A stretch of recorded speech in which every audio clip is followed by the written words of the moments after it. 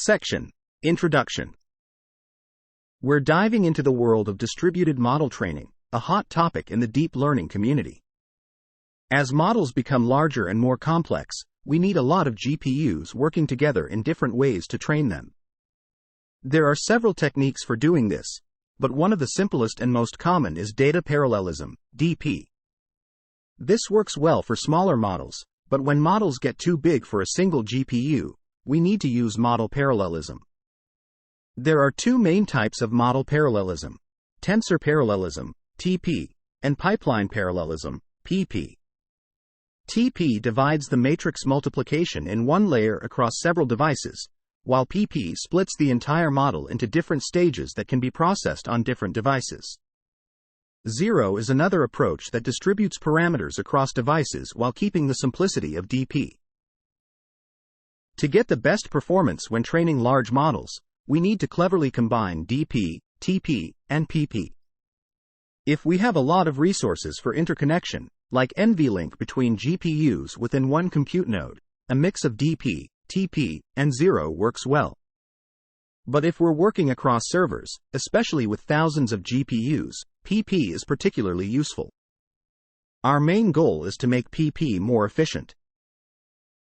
One of the challenges with PP is that devices often have to wait idle, or bubble, because of dependencies between layers. An early solution to this was gpipe, which tried to reduce these bubbles by increasing the number of batches in the pipeline. But this led to higher memory demands. gpipe tried to solve this by discarding some of the intermediate activations and recomputing them during the backward pass, but this added about 20% more computation. Other approaches have tried to improve on gpipe by using asynchronous PP, which theoretically has no bubbles and improves pipeline efficiency. However, this comes at the cost of exact optimization semantics. There have also been improvements in synchronous settings. One notable strategy is one forward, one backward, 1F1B, which schedules the backward passes early to clear memory faster. With the same number of microbatches, it has similar bubble ratios but uses less peak memory. Despite these efforts, bubbles are still a big problem for PP under synchronous training semantics. We believe that we can further optimize PP by representing and scheduling the computation graph at a finer level. Traditional deep learning frameworks are designed at the layer level, but modern deep learning compilers use different intermediate representations for optimizations at various levels. In traditional neural networks, each layer has two functions, forward and backward. In the forward pass, the input is transformed into the output with a parameterized mapping. The backward pass, which is crucial for training, involves two computations: computing the gradient with respect to the input and the layer's parameters. In DP, it's convenient to group these two computations and provide them as a single backward function. But in PP, this design increases the sequentially dependent computations, which can hurt the efficiency of the pipeline. We propose new pipeline schedules based on splitting these computations, which greatly improve pipeline efficiency. In the rest of this paper, we'll introduce schedules based on the assumption that the execution times of the forward and backward functions are identical. Then we'll remove this assumption and propose an automatic scheduling algorithm that works under more realistic conditions.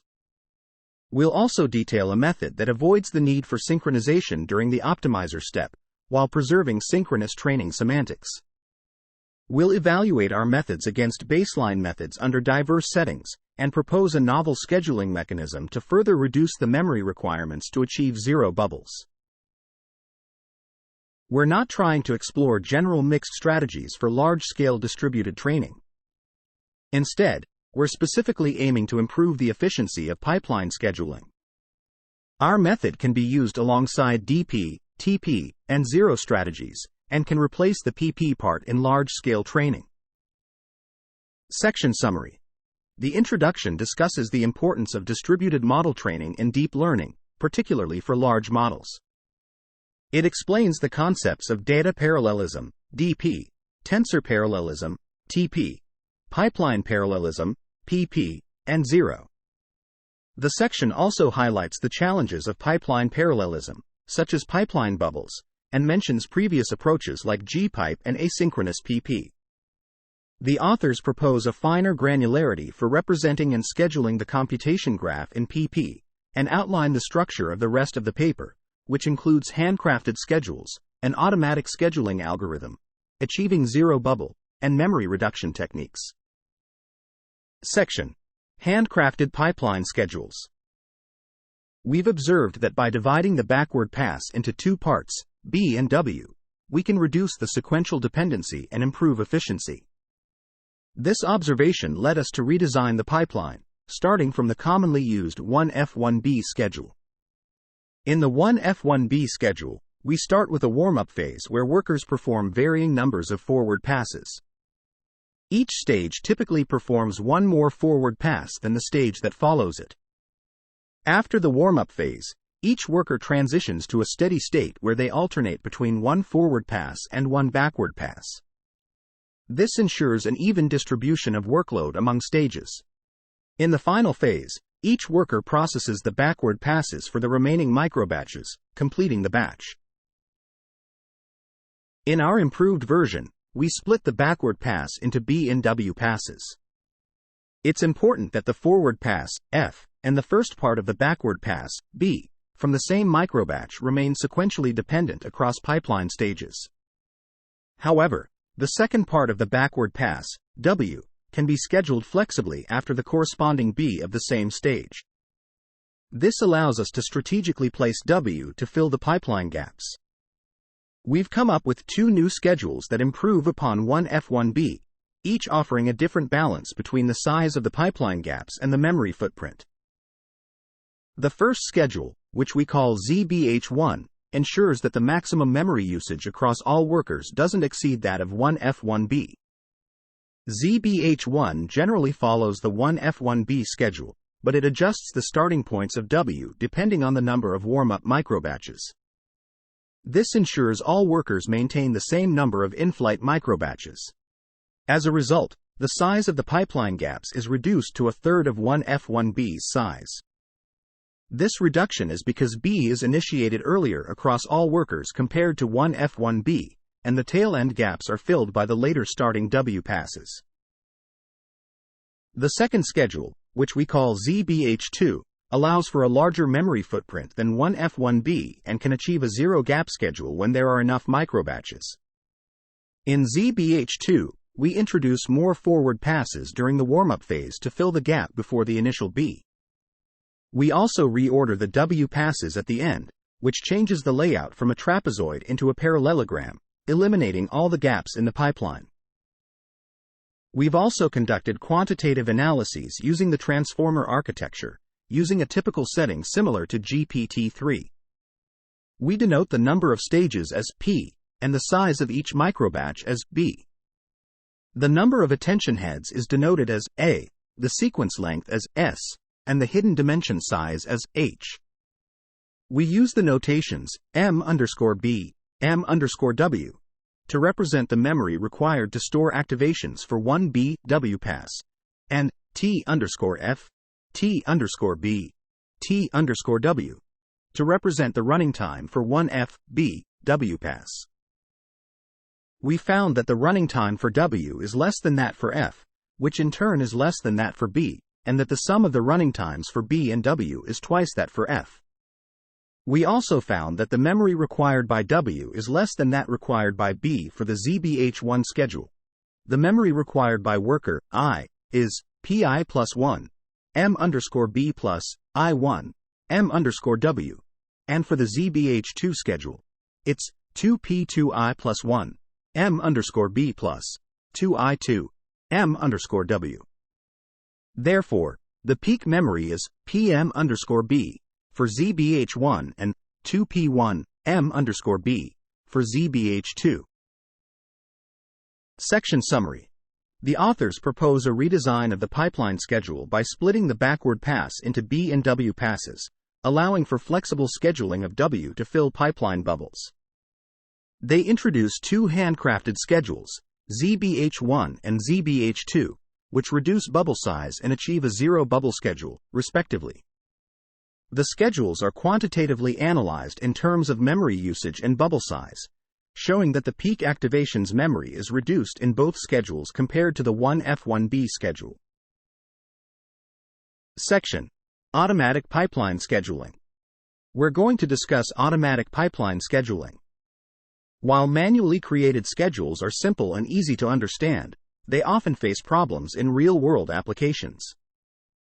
For instance, if we assume that the forward pass time, backward pass time, and wait update time are all equal, this can lead to unwanted gaps, especially in models where these times differ significantly. Additionally, the time needed to transfer data between stages, which we'll call the communication time, is often overlooked in these schedules, resulting in noticeable delays. Lastly, trying to minimize these gaps while staying within memory limits can be particularly challenging when there isn't enough memory to accommodate enough microbatches for a gap-free schedule. To tackle these issues and ensure our approach works in practical scenarios, we propose algorithms that automatically find the best schedule given the number of pipeline stages, the number of microbatches, the memory limit for activations, and the estimated times for the forward pass, backward pass, wait update, and communication. We've designed a strategy that always generates an optimal or near-optimal solution, especially when the number of microbatches is large. We also frame the problem as integer linear programming, which can be solved using a standard ILP solver when the problem is small enough. These two methods can be used together. First, use the heuristic solution as a starting point, and then refine it further with ILP. Let's talk about our heuristic algorithm. In the initial phase, we schedule as many forward passes as possible within the memory limit to minimize the gap before the first backward pass. This might still result in a small gap before the first backward pass if we haven't reached the memory limit, where scheduling another forward pass could delay the following backward pass. We use a binary parameter to control whether to do this or not. After this phase, we stick to a pattern where one forward pass and one backward pass are scheduled alternately. We insert a wait update to fill the gap when there's a gap larger than the wait update time. If a gap occurs but is smaller than the wait update time, we still insert a wait update if the current gap makes the largest cumulative gap size among all stages become larger. We also insert a wait update to free up some memory when we hit the memory limit. Typically, our strategy enters a steady state that follows a one forward pass, one backward pass, one wait update pattern. Throughout this process, each pipeline stage is always guaranteed to schedule at least one more forward pass than the next stage at any time before all forward passes are used up. If this difference exceeds 1, we use another binary parameter to decide whether to skip one forward pass in the current pipeline stage if it doesn't cause more gaps. We perform a grid search to find the best combination of parameters. In each stage, when we run out of forward and backward passes, we schedule all the remaining wait updates one by one. In most pipeline parallelism practices, synchronizations across pipeline stages are usually performed in the optimizer step for numerical stability. For example, a global gradient norm needs to be computed for gradient norm clipping. A global check for NaN and INF values are performed in mixed precision settings. Both of these require communication across all stages. However, synchronization at the optimizer step disrupts the parallelogram and makes a zero-gap schedule impossible. In this section, we propose an alternative method to bypass these synchronizations, while still maintaining synchronous optimization semantics.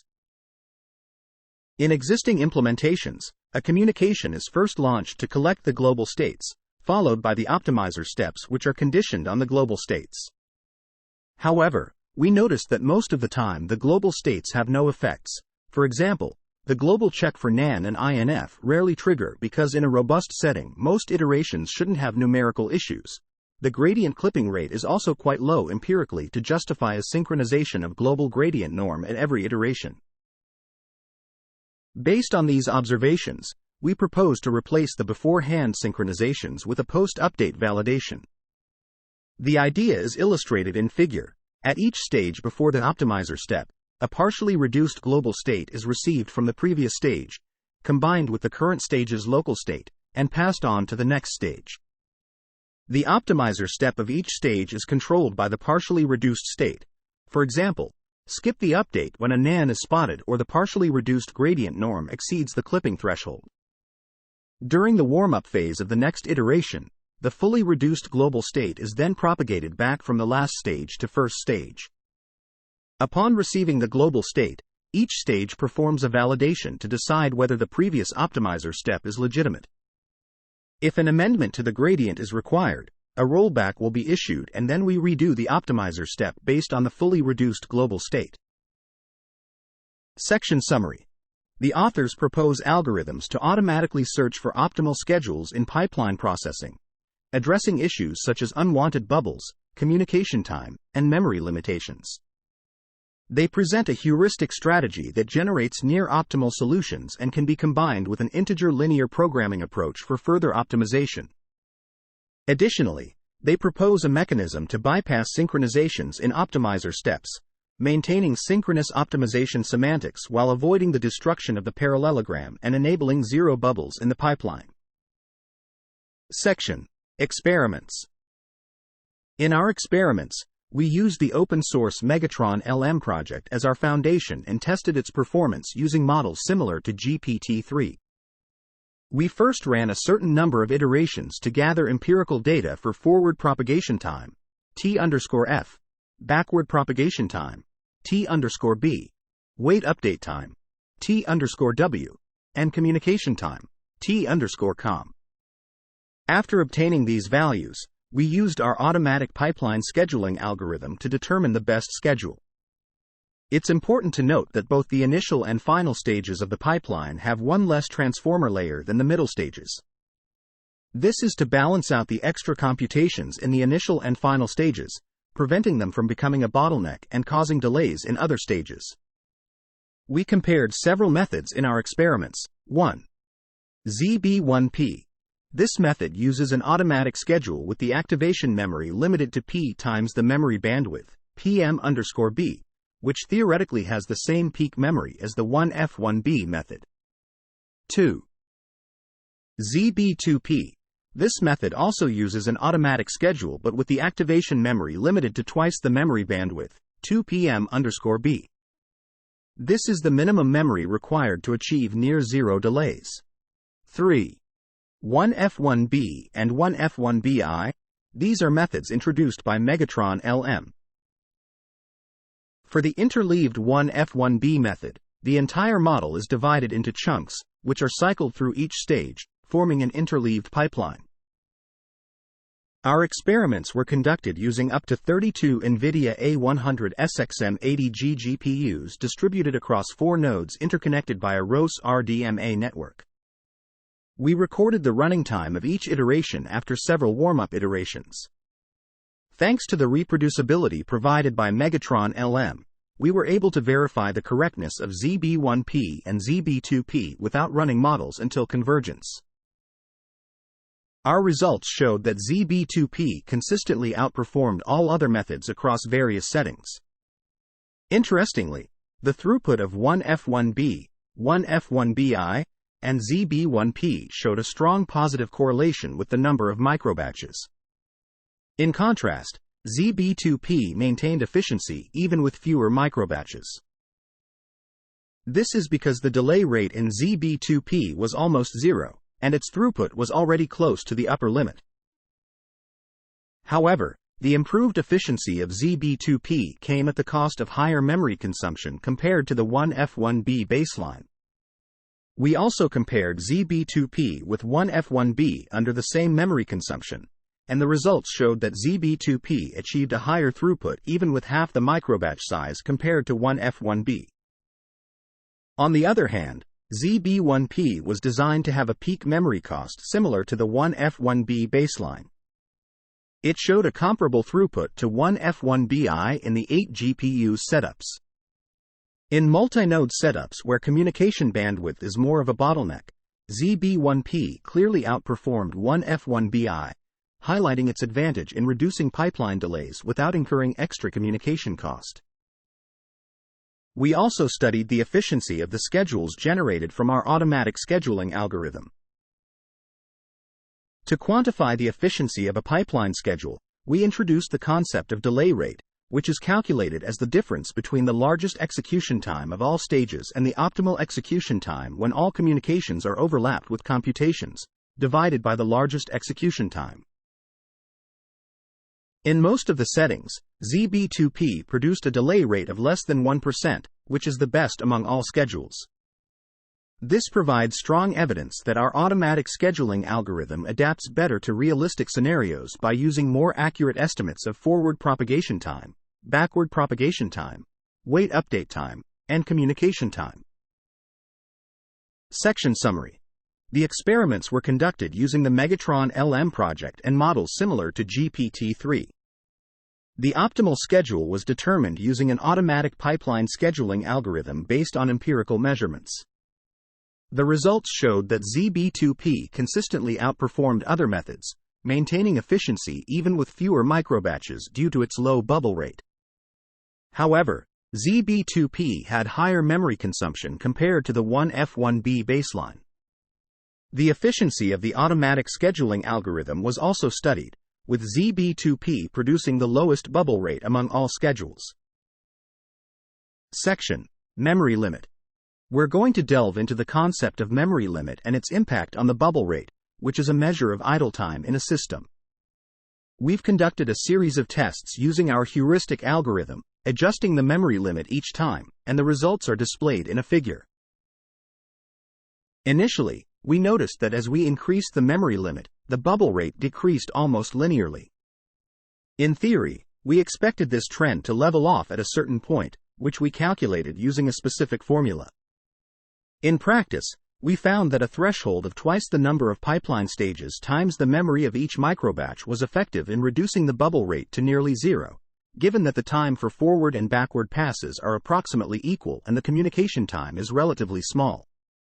However, beyond a certain point, increasing the memory limit doesn't yield significant benefits and can even be counterproductive due to increased costs. More details on this can be found in the appendix. Now, let's talk about a more memory-efficient approach to achieving a near-zero bubble rate. While our previous method, referred to as ZB2P, was effective, it doubled the memory usage compared to a simpler method known as 1F1B, which could limit its practical use. To address this, we've developed a new scheduling approach, ZBV, which minimizes idle time while maintaining the same memory constraints as 1F1B. This method involves dividing the entire model into exactly twice the number of pipeline stages chunks and assigning 2 chunks to each worker. Unlike previous methods, our approach starts and ends the forward and backward passes at the same worker, creating a distinctive V shape. This has 2 main advantages. It allows for faster memory clearance and reduces memory requirements, and it ensures balanced memory usage across all workers. Under certain conditions, ZBV can achieve zero bubble with the same peak memory usage as 1F1B, which is nearly half the memory requirement of ZBH2. The ZBV scheduling strategy unfolds in 3 phases. In the initial warm-up phase, each worker performs a certain number of forward passes. Then, all workers transition into a steady phase characterized by a repetitive pattern of forward, backward, and wait update computations. Finally, in the last phase, each worker focuses on handling the remaining backward and wait update computations. We use a similar heuristic algorithm as before to find the optimal schedule, taking into account factors such as the number of pipeline stages, the number of microbatches, the memory limit, and the running times of the forward, backward, wait update, and communication processes. As the memory distribution is balanced across all workers during the warm-up and steady phases, we can easily shift all wait updates to the right, within the memory constraint. This allows us to effectively use additional wait updates to fill the bubbles in the schedule's tail. More details on this can be found in the appendix. Section Summary. The authors investigate the relationship between memory limit and bubble rate, finding that increasing the memory limit initially leads to a close to linear decrease in the bubble rate. However, beyond a certain point, the cost of a larger memory limit outweighs the benefits.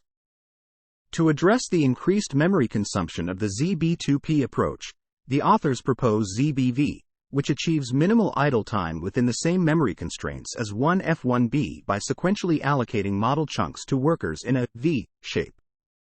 This approach ensures that both the forward and backward passes for each microbatch originate from the same worker, reducing memory requirements and achieving zero bubble rate. Section: Evaluation. In our evaluation, we compared the performance of 4 different methods: 1F1B, ZB1P, ZB2P, and ZBV. To ensure a fair comparison, we adjusted the ZB2P configuration to keep the global batch size consistent across all methods. Our results showed that ZBV consistently performed better than 1F1B and ZB1P in various settings, and was on par with ZB2P. We further investigated the performance difference between ZB2P and ZBV by studying how the throughput changes with an increase in the microbatch size.